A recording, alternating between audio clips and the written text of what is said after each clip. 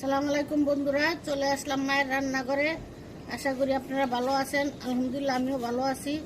আজকে রান্না করব ডাটা দিয়ে, আলু দিয়া, পেঁয়াজ পাতা দিয়ে ইলিশ মাছ। দেখুন কিভাবে রান্না করি। পেঁয়াজ দিয়ে দিব,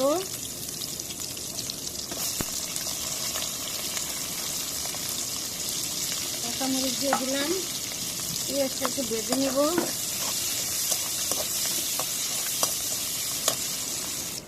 পেঁয়াজটা একটু ভেজে নিচ্ছি, একটু কড়া পাচ্ছি না, হালকা একটু ভেজে নিলাম।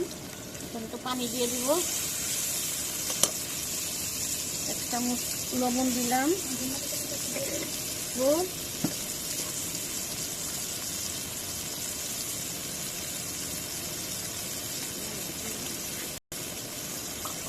মরিচ দিব,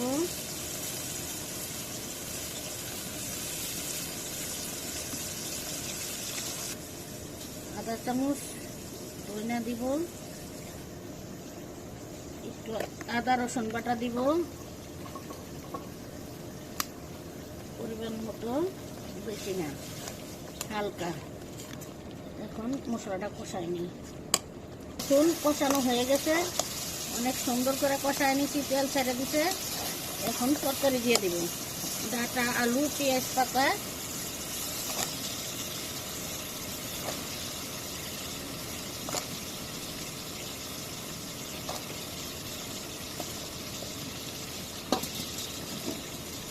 পাতাটা দিয়ে দিব,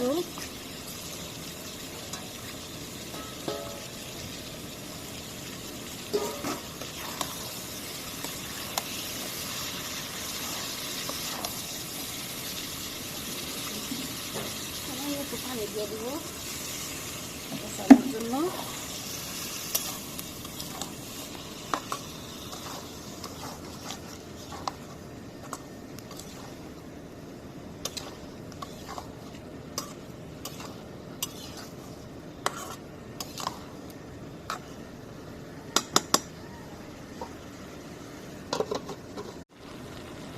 চলে আসলাম, আবার চুলা আরো দিয়ে দিই। এখনো কষে নাই, আর একটু কষবো।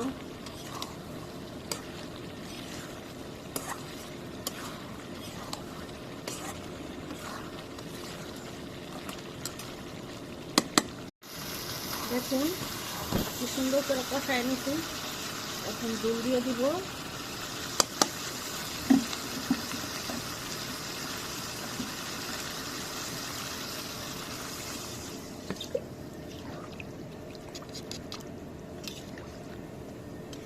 ঝোল দিয়ে দিলাম। মাছ দিব একটু পরে।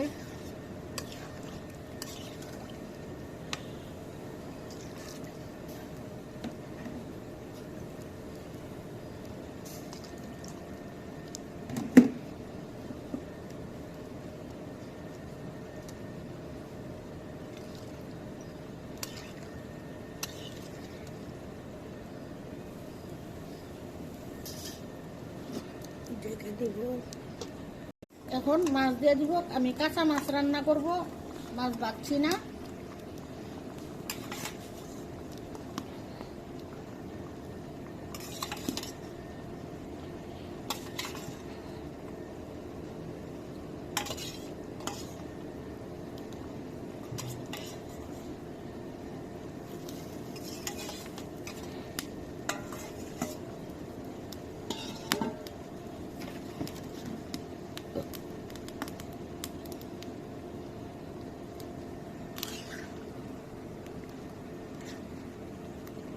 এখন নামাই নিব।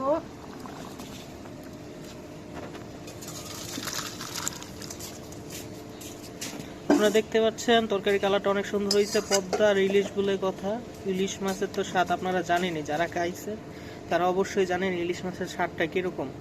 এভাবে রান্না করে অবশ্যই খেয়ে দেখবেন, কমেন্টে জানাবেন। কোনো ভুল ত্রুটি হলে অবশ্যই জানাবেন, আমরা সেটা সংশোধন করার চেষ্টা করব। ততক্ষণ ভালো থাকুন, সুস্থ থাকুন। আবারও কোনো নতুন রেসিপি নিয়ে আপনাদের সামনে হাজির হব। আল্লাহ হাফেজ।